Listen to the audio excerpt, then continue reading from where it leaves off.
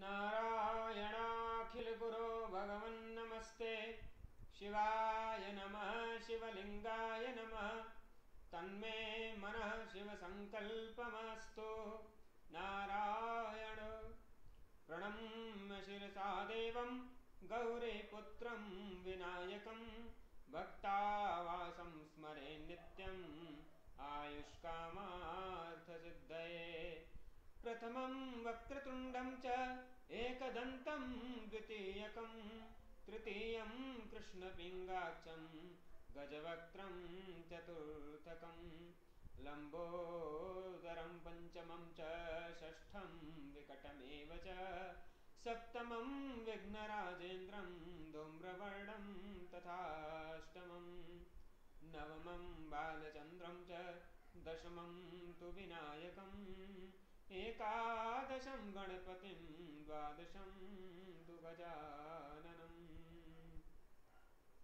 रामाय रामभद्राय रामचन्द्राय वेधसे रघुनाथाय नाथाय सीतायाः पतये नमः श्रीराम राम रघुनन्दन राम राम श्रीराम राम भरताग्रज राम राम श्रीराम राम रणकर्कश राम राम श्रीराम राम शरणं भव राम राम श्रीरामचन्द्र चरणौ मनसा स्मरामि श्रीरामचन्द्र चरणौ वचसा गृह्णामि श्रीरामचन्द्र चरणौ शिरसा नमामि श्रीरामचन्द्र चरणौ शरणं प्रपद्ये माता रामो मत्पिता रामचन्द्रः स्वामी रामो मत्सखा रामचन्द्रः सर्वस्वं मे रामचन्द्रो दयालुर्नानं जाने चैव जाने न जाने पूजन्तं राम रामेति मधुरं मधुराक्षरम् आरुह्य कविता शाखां वन्दे वाल्मीकिकोकिलम् आपदामपहर्तारं दातारं सर्वसम्पदां लोकाभिरामं श्रीरामं भूयो भूयो नमाम्यहम् रामो राजमणिः सदा विजयते रामं रमेशं भजे रामेणाभिहता निशाचर चमू रामाय तस्मै नमः रामा नास्ति परायणं परतरं रामस्य दासोऽस्म्यहम् रामे चित्तलय भवतु मे भो राम मामुद्धर राम रामेति रामेति रमे रामे मनोरमे सहस्रनाम तत्तुल्यं राम नाम वरानने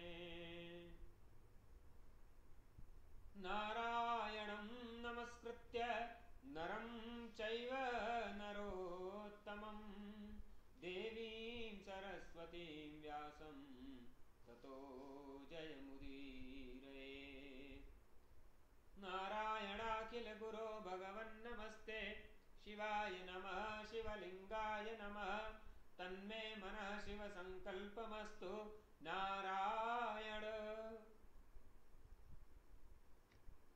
पूर्व की कथा में हमने श्रीमद् देवी भागवत महापुराण के द्वितीय स्कंद के द्वितीय अध्याय तक की चर्चा की। आज तृतीयोध्याय की चर्चा करेंगे।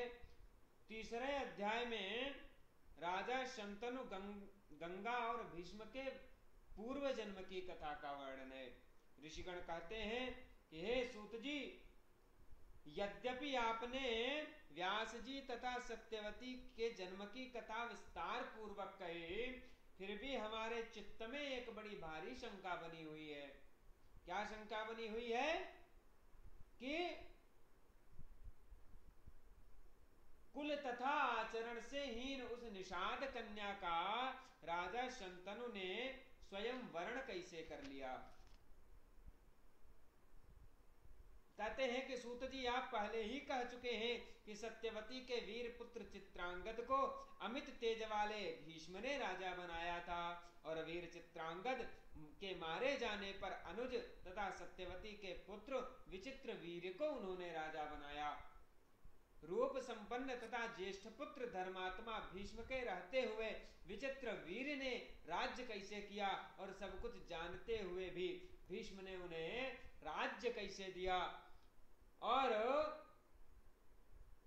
विचित्र वीर के भी मरने पर सत्यवती ने अपनी दोनों पुत्र वधुओं से बालक किस प्रकार किस विधि से उत्पन्न कराए, और सत्यवती ने उस समय ज्येष्ठ पुत्र भीष्म को राजा क्यों नहीं बनाया, और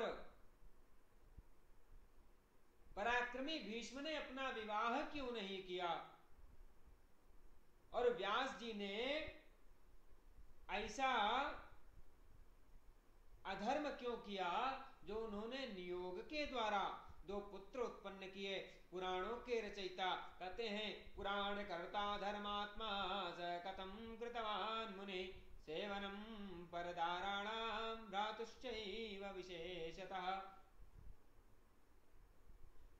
कि पुराणों के रचयिता व्यास जी ने धर्मज्ञ होते हुए भी ऐसा कार्य क्यों किया। क्या यही वेदों में अनुमोदित शिष्टाचार है? ये कई शंकाएं हमारे मन में उठ रही हैं। हे सूत जी, हमारी शंकाओं का निवारण कीजिए। सूत जी कहते हैं कि इक्ष्वाकु कुल में महाभिष नाम के एक सत्यवादी महापराक्रमी धर्मनिष्ठ राजा हुए। उन राजा ने हजारों अश्वमेध यज्ञ किए, सैकड़ों वाजपेय यज्ञ किए, और इस प्रकार उन्होंने इंद्र को संतुष्ट किया और स्वर्ग को प्राप्त किया। एक बार वे राजा ब्रह्मलोक को गए तो वहां प्रजापति की सेवा के लिए सभी देवता आए हुए थे। उसी समय जो देव नदी गंगा जी हैं वो भी ब्रह्मा जी की सेवा में उसी सभा में उपस्थित थी। तो तभी तीव्रगामी वायु के कारण गंगा जी का वस्त्र कुछ नीचे हो गया, जिसके कारण समस्त देवताओं ने अपने सिर झुका लिए। किंतु राजा जो थे, राजा महाविष्णु निशंक भाव से गंगा जी को देखते रहे, और गंगा जी भी जान गई कि ये राजा मेरे ऊपर प्रेमासक्त हैं। तो गंगा जी भी मुग्ध हो गई। तो दोनों को इस प्रकार मुग्ध देख करके ब्रह्मा जी ने दोनों को श्राप दे दिया। क्या श्राप दे दिया? कि मनुष्य लोक में तुम्हारा जन्म होगा, वहां जब तुम अधिक पुण्य एकत्र कर लोगे तब पुनः स्वर्गलोक आओगे। दोनों को ये श्राप दे दिया। तो दोनों के श्राप के कारण दुखी मन से दोनों ब्रह्मा जी की सभा से निकल गए। तो राजा अपने मन में सोचने लगे कि मृत्यु लोक में ऐसा कौन राजा है जो धर्मपरायण है। ऐसा विचार करके उन्होंने पूर्ववंशीय राजा प्रतीप को ही पिता बनाने का निश्चय कर लिया। इसी बीच जो 8 वसु थे, अपनी अपनी स्त्री के साथ विहार करते हुए अपनी इच्छा से महर्षि वशिष्ठ के आश्रम में पहुंचे। तो महर्षि वशिष्ठ के आश्रम में नंदिनी दिखाई दी। नंदिनी जो एक गाय थी। तो जो पृथ्वादि 8 वसुओं में जो जौ नाम के जो वसु थे, उनकी पत्नी ने नंदिनी गौ को देख करके अपने पति से पूछा कि ये गाय किसकी है। तो जौ कहते हैं कि ये महर्षि वशिष्ठ की गाय है, और इस गाय का दूध स्त्री या पुरुष जो कोई भी पीता है उसकी आयु 10,000 वर्ष हो जाती है तथा उसका यौवन सर्वदा के लिए बना रहता है। तो ये सुनकर के जौ की स्त्री ने कहा कि मृत्यु लोक में मेरी एक सखी है, वो मेरी सखी राजर्षि उशीनर की परम सुंदरी कन्या है। हे महाभाग, उसके लिए अत्यंत सुंदर तथा सब प्रकार की कामनाओं को देने वाली गाय को बछड़े सहित अपने आश्रम में ले चलिए। और जब मेरी सखी इस गाय के दूध को पिएगी तो वह निर्जरा एवं रोग रहित होकर के मनुष्यों में एकमात्र अद्वितीय बन करके रहेगी। तो अपनी स्त्री की का वचन सुन करके देव आदि 8 वसुओं ने नंदिनी गाय का बछड़े सहित अपहरण कर लिया। नंदिनी के हरण हो जाने पर वशिष्ठ जी शीघ्रातिशीघ्र अपने आश्रम पर आए और अपने आश्रम पर वशिष्ठ जी ने देखा कि नंदिनी गाय वहां नहीं है बछड़े सहित। वशिष्ठ जी नंदिनी को खोजने के लिए निकल दिए। वन वन घूमे, गुफा गुफा घूमे, परंतु नंदिनी कहीं पर भी वशिष्ठ जी को प्राप्त नहीं हुई। तब ध्यान के द्वारा वशिष्ठ जी को पता लगा कि वसुओं ने मेरी नंदिनी का अपहरण कर लिया है। तब वे बड़े क्रोधित हुए। क्रोधित होकर के वशिष्ठ जी ने वसुओं को श्राप दे दिया। क्या श्राप दे दिया? कि वसुओं ने मेरी अवमानना करके मेरी गौ चुरा ली है, वे सभी वसु मानव योनि में जन्म ग्रहण करेंगे, इसमें कोई संदेह नहीं है। इस प्रकार वशिष्ठ जी ने 8 वसुओं को श्राप दे दिया। जब वसुओं को पता चला कि वशिष्ठ जी ने हमें श्राप दिया है तो वे खिन्न मस्तक हो गए। उनको बड़ी ग्लानि हुई, दुखी हो गए और वहां से चल दिए और वशिष्ठ जी के पास आ गए। तो वशिष्ठ जी ने वसुओं से कहा कि तुम में से 7 वसु शीघ्र ही शाप से मुक्त हो जाओगे, परंतु जो द्यौ नाम का वसु है, इसने गाय को चुराने का कृत्य किया है, उसे बहुत काल तक मानव योनि में रहना पड़ेगा। तो उन वसुओं ने मार्ग में जाती हुई गंगा जी को देख करके उन अभिशप्त गंगा जी से प्रेम पूर्वक कहा कि हे देवी, हम अमृत पीने वाले देवता मानव की कोख से कैसे जन्म लेंगे? यह हमें महान चिंता है। अतः आप ही हमको मानुषी बना करके जन्म दे दीजिए। पृथ्वी पर शंतनु नाम के एक राजा है, आप उन राजा से विवाह कर लीजिए। हम आपके गर्भ से उत्पन्न होंगे। उत्पन्न होने के बाद आप हमको अपनी धारा में प्रवाहित कर दीजिएगा। इस प्रकार हम शाप मुक्त हो जाएंगे। ये सुनकर गंगा जी ने उन्हें तथास्तु कह दिया। सभी वसु अपने अपने लोक को चले गए। तो राजा महाभिष ने राजा प्रतीप के पुत्र के रूप में जन्म लिया। उन्हीं का नाम शंतनु पड़ा, जो सत्य प्रतिज्ञ एवं धर्मात्मा राजा हुए।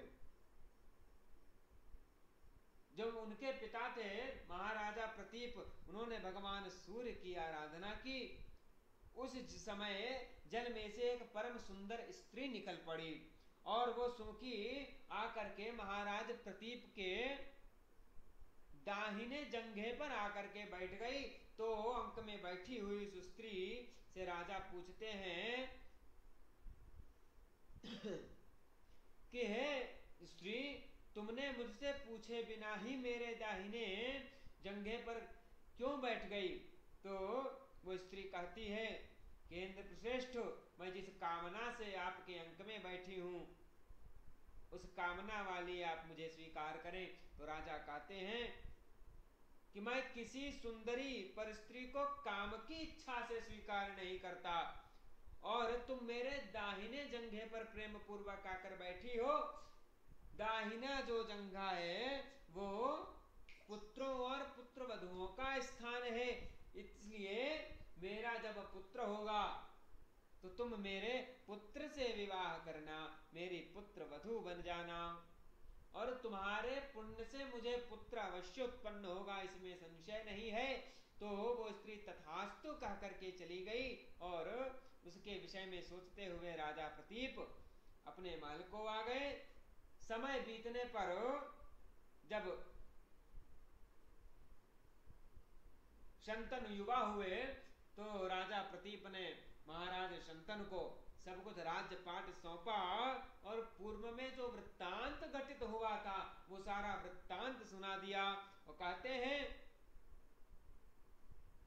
कि यदि वो सुंदरी बालिका, सुंदरी स्त्री तुम्हें कभी वन में मिले और अपनी अभिलाषा प्रकट करे तो उसका निरादर मत करना, उससे विवाह कर लेना, उसे अपनी धर्म पत्नी बना करके तुम सुखी रहोगे।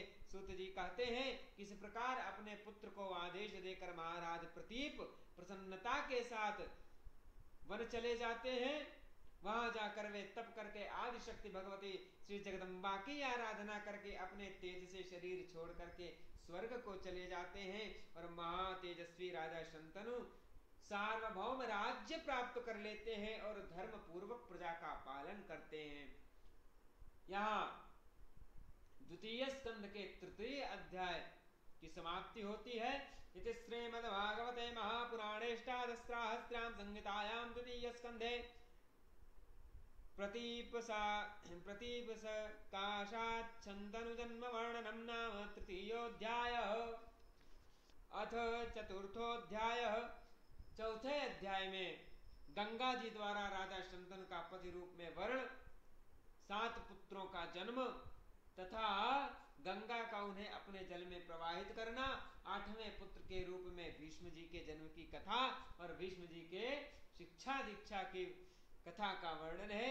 सूत जी कहते हैं कि जब प्रतीप राजा स्वर्ग चले गए तो महापराक्रमी जो उनके पुत्र थे राजा शंतनु, वो व्याघ्र तथा मृगों को मारते हुए मृग माया में तत्पर रहने लगे। तो एक बार गंगा जी के किनारे घने वन में विचरण करते हुए राजा ने मृग के बच्ची जैसी आंखों वाली तथा सुंदर आभूषणों से युक्त एक सुंदर स्त्री को देखा। उसे देख करके राजा शंतनु बड़े प्रसन्न हुए और सोचने लगे कि साक्षात दूसरी लक्ष्मी के समान रूप यौवन से संपन्न स्त्री वही है जिसके विषय में पिताजी ने मुझे बताया था। वो स्त्री भी उन्हें राजा महाविष जान करके प्रेमासक्त हो गई और मंद मंद मुस्कुराती हुई राजा के सामने आके खड़ी हो गई। उस स्त्री को देख करके राजा उससे कहते हैं, क्या कहते हैं कि कोई देवी, मानुषी, गंधर्वी, यक्षी, नाग, कन्या और अप्सरा तो नहीं हो तुम जो कोई भी हो तुम मुझसे विवाह कर लो और तुम ये जो प्रेम पूर्वक मुस्कुरा रही हो तुम मेरी धर्म पत्नी बन जाओ। सूत जी कहते हैं शंतनु तो निश्चित रूप से ये नहीं जान पाए कि वो स्त्री साक्षात गंगा है, किंतु गंगा जी ने उन्हें पहचान लिया कि ये शंतनु के रूप में उत्पन्न वही राजा महाविष है। पूर्वकालीन प्रेमवश राजा शंतनु के उस वचन को सुनकर गंगा जी मंद मंद मुस्कुराते हुए कहती हैं कि हे नृपश्रेष्ठ, मैं ये जानती हूँ कि आप महाराज प्रतीप के योग्य पुत्र हैं, अतः भला कौन ऐसी स्त्री होगी जो संयोगवश अपने अनुरूप पुरुष को पाकर भी उसे पति रूप में स्वीकार न करेगी। अब वो स्त्री कहती है कि वचनबद्ध करके ही मैं आपको अपना पति स्वीकार करूंगी, आपको शर्त माननी पड़ेगी। शृणु मे समयम राजन गृणोमि त्वां नृपोत्तम। अब आप मेरी शर्त सुनिए। क्या शर्त है? यच्च कुर्यामहं कार्यं शुभं वा यदि वा शुभं न निषेध्या त्वया राजन् न वक्तव्यं तथा प्रियं। यदा च त्वं नृपश्रेष्ठ न करिष्यसि मे वचः तदा मुक्त्वा गमिष्यामि यथेष्ट देशं मारिष। शर्त रखी। क्या शर्त रखी? कि मैं कोई अच्छा कार्य करूं या बुरा कार्य करूं, आप मुझे रोकेंगे टोकेंगे नहीं तथा कोई भी अप्रिय बात नहीं कहेंगे। और जिस समय आप ये शर्त तोड़ देंगे उसी समय मैं आपसे दूर चली जाऊंगी, आपको त्याग दूंगी। उस समय प्रार्थना पूर्वक वसुओं के जन्म ग्रहण करने का स्मरण करके तथा महाविष के पूर्वकालीन प्रेम को अपने मन में सोच करके गंगा जी ने राजा शंतनु के तथास्तु कहने पर उन्हें अपना पति बनाना स्वीकार कर लिया। राजा शंतनु ने उनकी सारी शर्तें मान ली तो गंगा जी ने उन्हें अपने पति के रूप में मानना स्वीकार कर लिया। इस प्रकार मानवीय रूप धारण करने वाली रूपवती तथा सुंदर वर्ण वाली गंगा महाराज शंतनु की पत्नी बनकर के राजभवन में पहुंचती हैं। राजा शंतनु उन्हें पाकर सुंदर उपवन में विहार करने लगे। भावों को जानने वाले वो सुंदरी गंगा भी राजा शंतनु के साथ विहार करने लगी। उनके साथ महाराज शंतनु को क्रीड़ा करते हुए अनेक वर्ष बीत गए, पर राजा को समय का बोध नहीं हुआ, काल का बोध नहीं हुआ। वे ऐसा विहार करते थे जैसे इंद्राणी के साथ इंद्र विहार करते हैं। इस प्रकार जब कुछ समय बीत गया तो गंगा जी ने महाराज शंतनु से गर्भधारण किया और यथा समय एक सुंदर पुत्र को जन्म दिया। बालक जैसे ही उत्पन्न हुआ, गंगा जी ने उस बालक को उठाया और उसको जल में प्रवाहित कर दिया, जल में फेंक दिया। राजा शंतनु बड़े दुखी हुए, बड़ा आश्चर्य हुआ उन्हें कि एक माता अपने ही पुत्र को जल में कैसे फेंक सकती है, परंतु वचनबद्ध थे, वे जानते थे कि यदि पूछेंगे या टोकेंगे तो गंगा जी चली जाएंगी, तो उन्होंने नहीं पूछा। इसी प्रकार दूसरे, तीसरे, चौथे, पांचवें, छठे और सातवें पुत्र को भी गंगा जी ने जल में फेंक दिया। महाराज शंतनु के 7 पुत्रों को गंगा जी ने जल में फेंक दिया। 7 पुत्रों के मारे जाने पर राजा शंतनु को बड़ी अपार चिंता हुई। वे सोचते हैं किम करोम्यद्य वंशो में कथम सुस्थिरो भुवि सप्तपुत्रा हतानून मनया पाप रूपया। क्या सोचते हैं कि अब मैं क्या करूं, मेरा जो वंश है वो इस पृथ्वी पर सुस्थिर किस प्रकार रहेगा। इस पापनी ने मेरे 7 पुत्र मार डाले और यदि मैं इसे रोकता हूं तो ये मुझे त्याग कर चली जाएगी। मेरा अभिलाषित 8वां गर्भ भी इसको प्राप्त हो गया है। अब यदि मैं इसे नहीं रोकूं तो यह इसे भी जल में फेंक देगी। यह भी मुझे महान संदेह है कि भविष्य में कोई और संतति होगी अथवा नहीं होगी। यदि उत्पन्न हो भी तो पता नहीं कि यह दुष्टा उसकी रक्षा करेगी कि नहीं करेगी। इस संशय की स्थिति में अब मैं क्या करूं। वंश की रक्षा के लिए मुझे कोई दूसरा यत्न करना ही पड़ेगा। समयानुसार जो 8वें वसुते द्यौ वे 8वें गर्भ के रूप में उत्पन्न होते हैं, जिन्होंने वशिष्ठ जी की नंदिनी गौ का अपहरण किया था। तो गंगा जी ने उस पुत्र को भी उठाया और ले जाने लगी जल में फेंकने के लिए। तब अपने उस पुत्र को देख करके महाराज शंतनु ने गंगा जी के पैरों पर गिरते हुए कहा, क्या कहा? कहा कि दासोऽस्मि तव तन्वंगी प्रार्थयामि शुचिस्मिते पुत्रमेकं पुषाम्येनं देहि जीवित मध्य में। कि तुमने मेरे 7 सुंदर पुत्रों को मार डाला, किंतु इस 8वें पुत्र की रक्षा करो, इसको मत मारो, मैं तुम्हारे पैरों पर पड़ता हूं। इसके बदले में तुम मुझसे जो चाहे मांग लो, दुर्लभ से दुर्लभ वस्तु मांग लो, मैं दे दूंगा, परंतु तुम मेरे वंश की रक्षा करो। कहते हैं कि विद्वानों ने कहा है कि पुत्रहीन मनुष्य को स्वर्ग की प्राप्ति नहीं होती, इसी कारण मेरे इस 8वें पुत्र को तुम मुझे दे दो। राजा शंतनु के कहने पर, जब कहने के बाद भी गंगा जी जब उस 8वें पुत्र को ले जाने के लिए उद्यत हुई, तब राजा शंतनु अत्यंत कुपित हो जाते हैं और कहते हैं कि हे पापिनी, मैं क्या करूं? क्या तुम नरक से भी नहीं डरती? तुम कौन हो? लगता है कि तुम पापियों की पुत्री हो, तभी तुम सदा पाप कर्म में लगी रहती हो। अब तुम जहां चाहो वहां चले जाओ, किंतु यह पुत्र यहीं रहेगा। हे पापिनी, अपने वंश का अंत करने वाली ऐसी तुम्हें रखकर भी मैं क्या करूंगा? तुम्हें रखने से भी कोई लाभ नहीं है, तुम मेरे सारे संतानों को मार दोगी, इसलिए तुमको जहां जाना हो चली जाओ, परंतु ये पुत्र मेरा यहीं रहेगा। तो राजा के ऐसा कहने पर नवजात शिशु को लेकर जाती हुई गंगा जी क्रोध पूर्वक कहती हैं कि पुत्र की कामना वाली मैं भी इस पुत्र को वन में ले जाकर पालूंगी। शर्त के अनुसार अब मैं चली तो जाऊंगी, क्योंकि आपने अपना वचन तोड़ा है। मुझे आप गंगा जानिए, देवताओं का कार्य संपन्न करने के लिए ही मैं यहाँ आई थी।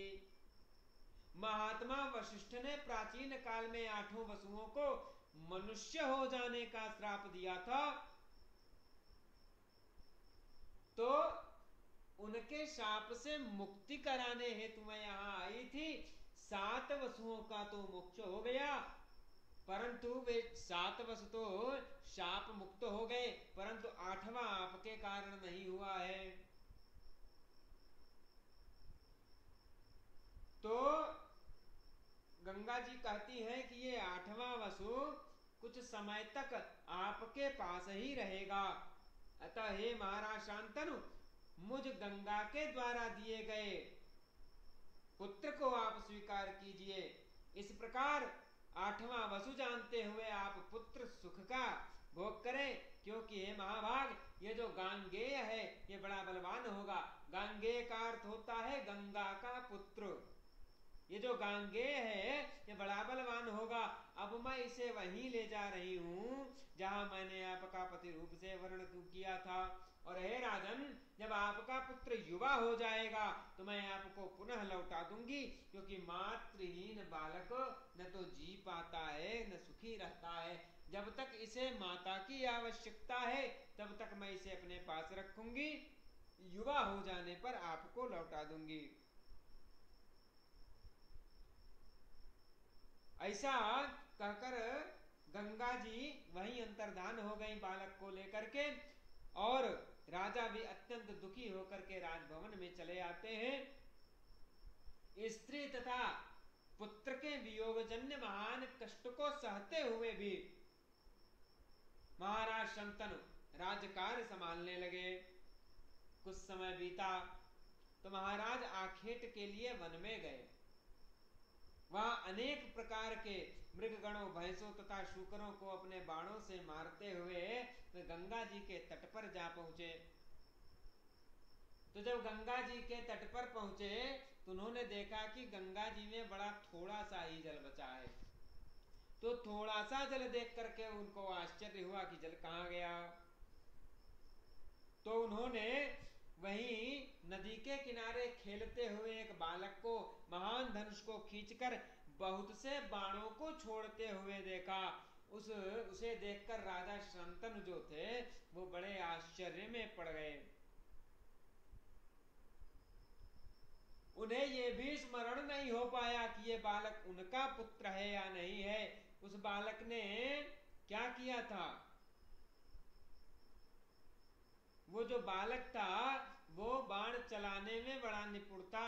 अमानवीय कृत्य बाण चलाने में हस्तलाघव, असाधारण विद्या और कामदेव के समान सुंदर रूप वाले बालक को देख करके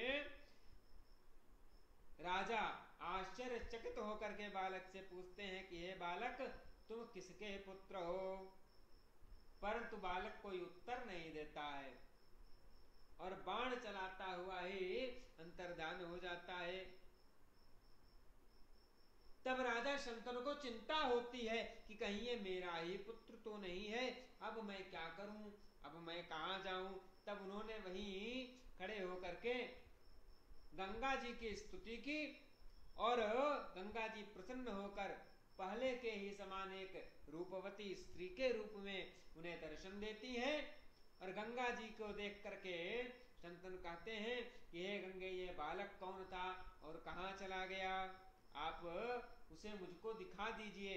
तो गंगा जी कहती हैं, पुत्रोयम तव राजेंद्र रक्षितश्चाष्टमो वसु ददामि तव हस्ते तु कांगेयोयम तपा। कि हे राजन, ये आपका ही पुत्र है, ये 8वां वसु है जिसे मैंने पाला है। इस महातपस्वी गांगे को अब मैं आपको सौंपती हूं। ये बालक आपके कुल की, अपने कुल की कीर्ति को बढ़ाने वाला होगा। इसे सभी वेद शास्त्र एवं शाश्वत धनुर्वेद की शिक्षा दे दी है। आपका पुत्र वशिष्ठ जी के दिव्य आश्रम में रह रहा है, सब विद्याओं में पारंगत है, कार्य कुशल है एवं सदाचारी है। और जिस विद्या को जमदग्नि पुत्र परशुराम जानते हैं, उसे आपका पुत्र भी जानता है। हे राजेंद्र, अपने पुत्र को आप ग्रहण कीजिए, जाइए और सुख पूर्वक रहिए। ऐसा कहकर वह पुत्र राजा को दे करके गंगा जी अंतर्धान हो जाती हैं। राजा शंतनु बड़े आनंदित होते हैं। राजा शंतनु पुत्र का आलिंगन करते हैं तथा उसके मस्तक को सूंघकर अपने रथ पर बैठा करके नगर की ओर चल पड़ते हैं। राजा ने हस्तिनापुर जाकर महान उत्सव किया, पुत्र प्राप्त हुआ था, महान उत्सव किया। दैवज्ञ को बुला करके शुभ मुहूर्त आदि पूछा। राजा शंतनु ने सब प्रजाजनों तथा सभी श्रेष्ठ मंत्रियों को बुला करके गंगा पुत्र को युवराज के पद पर अभिषिक्त कर दिया। सर्वगुण संपन्न अपने पुत्र को देख करके उसे युवराज बना करके धर्मात्मा शंतनु सुखपूर्वक रहने लगे। अब उन्हें गंगा जी की भी सुधि नहीं रही। सूत जी कहते हैं, इस प्रकार मैंने आप सबको वसुओं के शाप का कारण, गंगा के प्राकट्य तथा भीष्म की उत्पत्ति का वृत्तांत कह दिया। जो मनुष्य गंगा अवतरण तथा वसुओं के उद्भव की इस पवित्र कथा को सुनता है, वह सब प्रकार के पापों से मुक्त हो जाता है, इसमें संदेह नहीं है। और हे मुनि श्रेष्ठो, मैंने यह पवित्र पुण्यदायक तथा वेद सम्मत पौराणिक आख्यान जैसे व्यास जी के मुखारविंद से सुना था, वैसा का वैसा ही आप लोगों से कह दिया। और व्यास जी के मुख से निःसृत यह देवी भागवत महापुराण बड़ा ही पवित्र है, अनेकानेक कथाओं से परिपूर्ण है तथा सर्ग प्रतिसर्ग आदि 5 पुराण के लक्षणों से युक्त है। तो इस प्रकार मैंने ये वर्णन आप लोगों से कह दिया। यहां पर 4th अध्याय संपूर्ण होता है। इति श्रीमद्देवी भागवते महापुराणे अष्टादशसहस्रां संहितायां तृतीय स्कंधे देवव्रतोत्पत्ति वर्णनम नाम 4थोऽध्याय। अथ पंचमोऽध्याय। पंचमोध्याय में सत्यवती को देखकर राजा शंतनु का मोहित होना, भीष्म द्वारा आजीवन ब्रह्मचर्य व्रत धारण करने की प्रतिज्ञा करना और शंतनु का सत्यवती से विवाह होना, इस वृत्तांत का वर्णन है। ऋषिगण कहते हैं कि आपने शापवश 8 वसुओं का जन्म तथा गंगा जी की उत्पत्ति का तो वर्णन किया, परंतु व्यास जी की सत्यवती नाम की साध्वी माता जो पवित्र गंध वाली थी, वे राजा शंतनु को पत्नी रूप में किस प्रकार प्राप्त हुई, यह हमें विस्तार के साथ बताइए। और धर्मनिष्ठ राजा ने निषाद पुत्री के साथ विवाह क्यों किया, ये कथा सुना करके आप हमारे संदेह का निवारण कीजिए। सूत जी कहते हैं कि हे राजर्षि, शंतनु सदा आखेट करने में तत्पर रहते थे। वे वन में जाकर के मृग, महिष तथा क्रूर मृगों का वध किया करते थे। राजा शंतनु केवल 4 वर्ष तक भीष्म के साथ उसी प्रकार सुखी रहे जिस प्रकार भगवान शिव कार्तिकेय के साथ आनंद पूर्वक रहते थे। तो एक बार राजा शंतनु वन में बाण छोड़ते हुए बहुत से गैंडों तथा शूकरों का वध करते हुए किसी समय नदियों में श्रेष्ठ यमुना जी के तट पर पहुंचते हैं। तो राजा ने वहां पर आती हुई उत्तम गंध को सूंघा।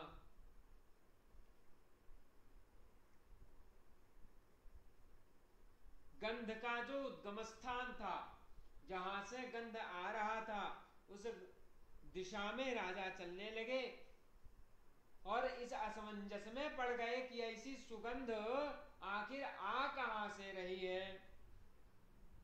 क्योंकि न तो ये मंदार पुष्प की सुगंध है, न कस्तूरी की सुगंध है, न मालती की सुगंध है, न चंपा की सुगंध है और न ही केतकी की सुगंध है, न मंदारस्य गंधोयम मृगनामी मदस्य न चंपकस्य न मालत्या ने केतक्या मनोहर।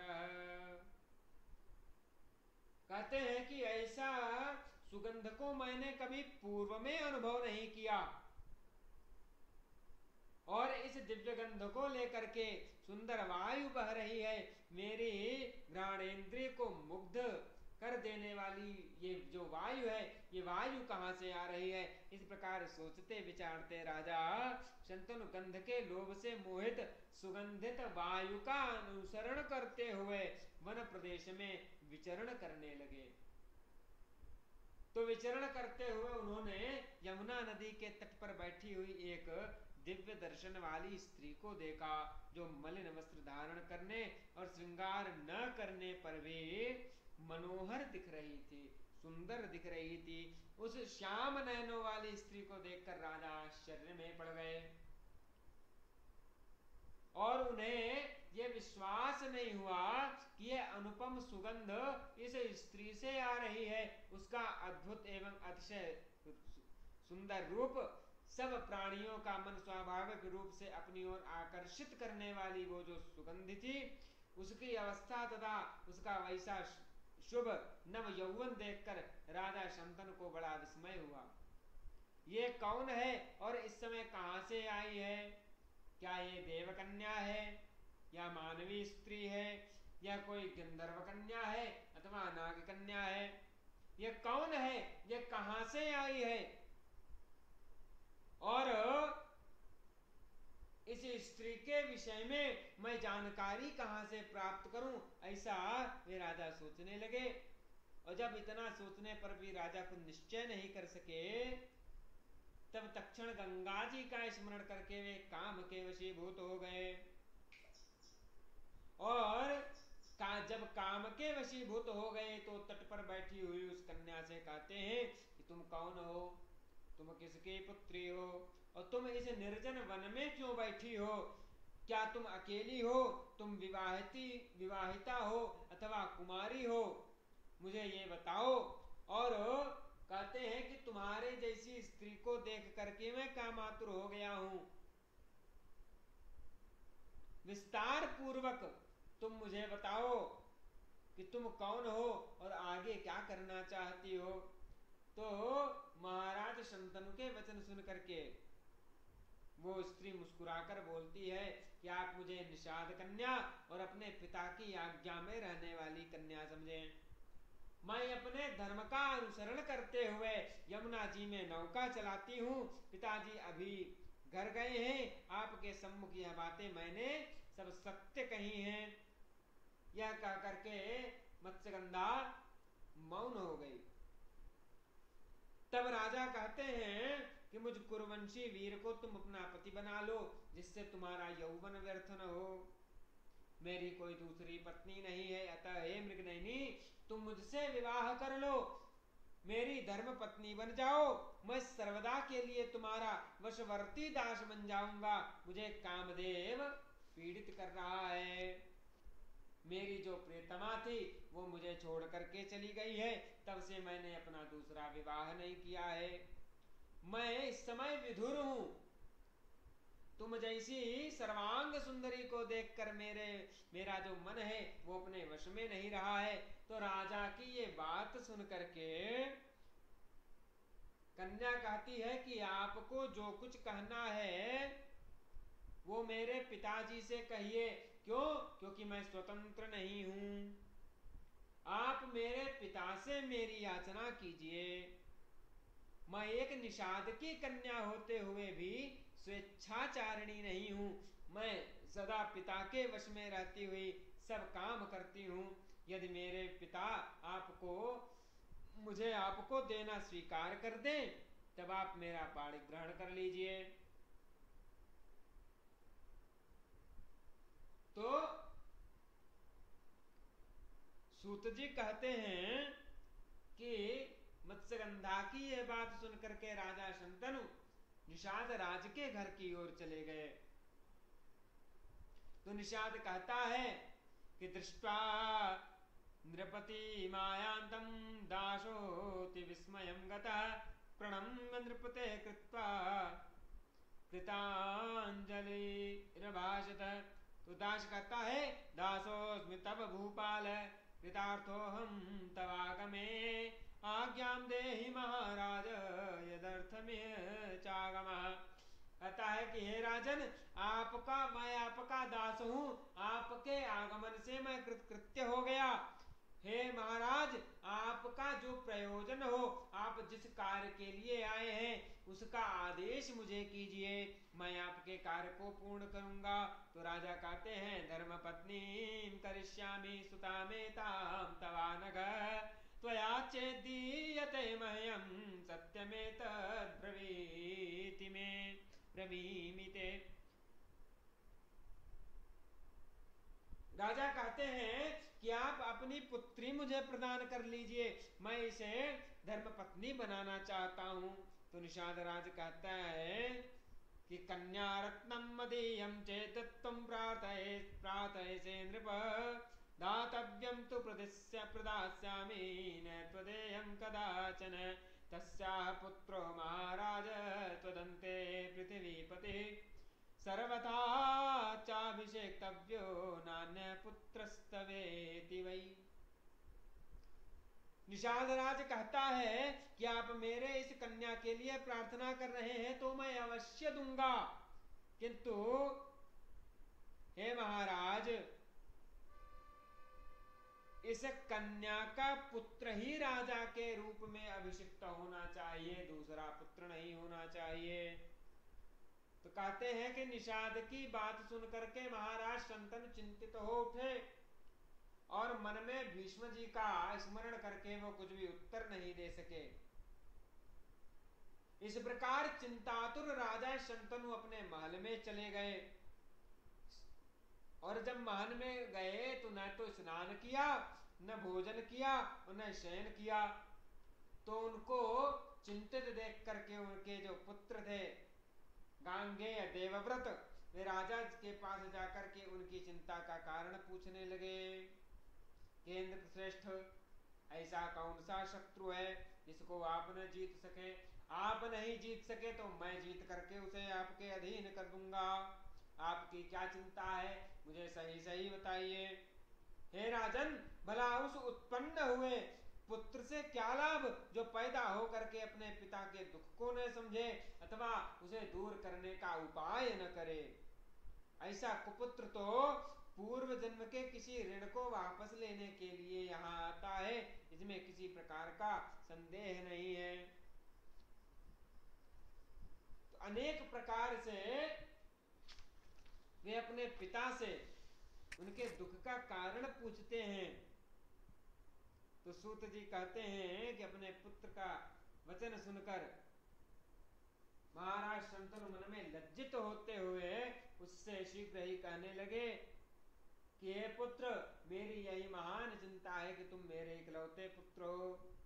यद्यपि तुम बलवान हो, स्वाभिमानी हो, युद्ध में पीठ न दिखाने वाले हो, तथापि एक पुत्र होने के कारण मुझ पिता का जीवन व्यर्थ है, क्योंकि यदि कहीं किसी समर में तुम्हें अमर गति प्राप्त हो गई, वीर गति प्राप्त हो गई, तो मैं असहाय हो जाऊंगा, और असहाय होकर के क्या करूंगा, और यही मेरी चिंता का कारण है।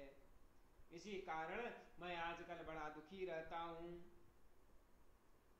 तो सूत जी कहते हैं कि पिता की बात सुन करके गांगेय ने वृद्ध मंत्रियों से कहा कि हम महाराज कुछ भी स्पष्ट नहीं बता रहे हैं, आप लोग पता करके बताइए कि महाराज की चिंता क्या है। तो मंत्रीगण महाराज के पास जाते हैं और राजा से सब कुछ जान करके गांगेय से, उनके पुत्र से आके कह देते हैं। तो चिंता का कारण जान करके देवव्रत चिंता करने लगे, विचार करने लगे, और उसके बाद में निषाद राज के घर गए और प्रेम के साथ विनम्र होकर के कहने लगे कि आप अपनी सुंदरी कन्या मेरे पिताजी के लिए प्रदान कर दीजिए, यही मैं आपसे प्रार्थना करता हूं। तो निषाद कहता है कि आप स्वयं ही से अपनी भार्या बनाइए, क्योंकि आपके रहते इसका पुत्र राजा नहीं हो सकेगा। तो कहते हैं गांगे कि मातेयं मम दासे राज्यं नैव करोम्यहं, पुत्रोस्याः सर्वथा राज्यं करिष्यति न संशयः। कि आपकी यह कन्या मेरी माता है, मैं राज्य नहीं करूंगा, इसका पुत्र ही निश्चित रूप से राज्य करेगा, इसमें कोई संदेह नहीं है। निषाद कहता है मैंने आपकी बात तो मान ली, आपने बोल दिया कि मेरी पुत्री का पुत्र ही राज्य करेगा, बहुत अच्छा, हमने मान लिया, परंतु यदि आपका पुत्र बलवान हुआ और उसने मेरे पुत्री के पुत्र को हरा दिया, या वैसे ही उसने राज्य को प्राप्त कर लिया, बलपूर्वक भी प्राप्त कर लिया, तो फिर मेरी पुत्री की संतान को राज्य नहीं प्राप्त होगी। तो गांगेय प्रतिज्ञा करते हैं, और बड़ी भीषण प्रतिज्ञा करते हैं। क्या प्रतिज्ञा करते हैं? न दार संग्रहं नूनं करिष्यामि सर्वथा, सत्यं मे वचनं तात मया भीष्मं व्रतं कृतं। कि हे तात, मैं कभी विवाह नहीं करूंगा, ये मेरा वचन सर्वथा सत्य है, यह वचन मैंने भीष्म प्रतिज्ञा कर ली। सूत जी कहते हैं एवं कृतां प्रतिज्ञा तो निशम्य जश जीवकः ददौ सत्यवतीं तस्मै राज्ञे सर्वांग शोभनाम्। अनेन विधिना तेन वृता सत्यवती प्रिया, न जानाति परम जन्म व्यासस्य नृपसत्तमः। सूत जी कह रहे हैं कि गांगेय द्वारा की गई ऐसी प्रतिज्ञा को सुनकर के निषाद ने उन राजा शंतनु को अपनी पुत्री कन्या सत्यवती सौंप दी।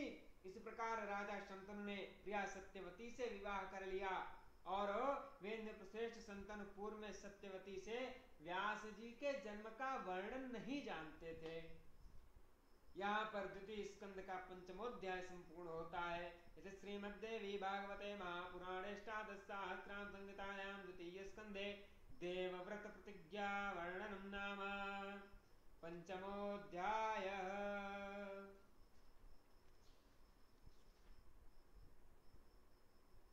छठे अध्याय में दुर्वासा का कुंती को अमोघ कामद मंत्र प्रदान करना, मंत्र के प्रभाव से कन्यावस्था में ही कर्ण का जन्म, कुंती का राजा पांडु से विवाह, शाप के कारण पांडु का संतानोत्पादन में असमर्थ होना, मंत्र प्रयोग से कुंती और माद्री का पुत्रवती होना, पांडु की मृत्यु और पांचों पुत्रों को लेकर के कुंती का हस्तिनापुर आने का वर्णन है।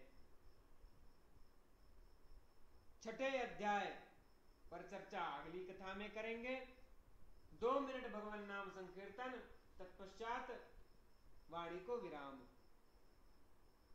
श्री कृष्ण कृष्ण गोविंद हरे मुरारे, हे नाथ नारायण वासुदेव, श्री कृष्ण गोविंद हरे मुरारे, हे नाथ नारायण वासुदेव, श्री कृष्ण गोविंद हरे मुरारे, हे नाथ नारायण वासुदेव, जिह्वे पिब स्वामृतमेत देव, गोविंद दामोदर माधवेति, गोविंद दामोदर माधवेति, गोविंद दामोदर माधवेति। नारायणाखिल गुरो भगवन् नमस्ते, शिवाय नमः शिवलिंगाय नमः, तन्मे मनः शिव संकल्पमस्तु। नारायण।